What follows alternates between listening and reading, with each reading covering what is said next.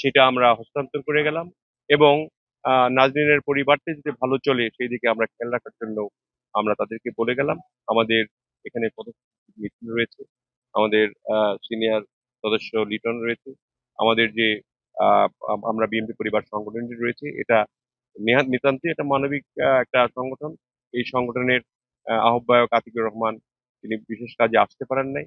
আমি এই সংগঠনের উপদেষ্টা হিসাবে এই কাজটি সম্পন্ন করে গেলাম এবং আমরা প্রত্যেকটি অঞ্চলেই এরকম মানবিক কর্মকাণ্ডগুলি অব্যাহত রেখেছি আমরা বিএনপি পরিবারের পক্ষ থেকে। সেটা নির্দেশিত হয়ে আমাদের পৃষ্ঠপোষক হলেন আমাদের বিএনপির ভারপ্রাপ্ত চেয়ারম্যান জনাব তারেক রহমান।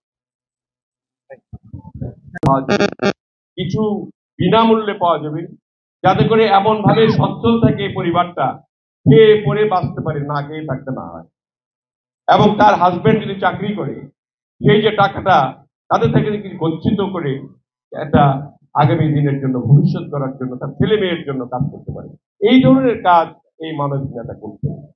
কাজে এই মানবিক নেতার পক্ষে আমাদের থাকা, জোরালো ভাবে থাকা দরকার। এখানে বিচ্ছেদ, বিভেদ এবং অযথা আপনার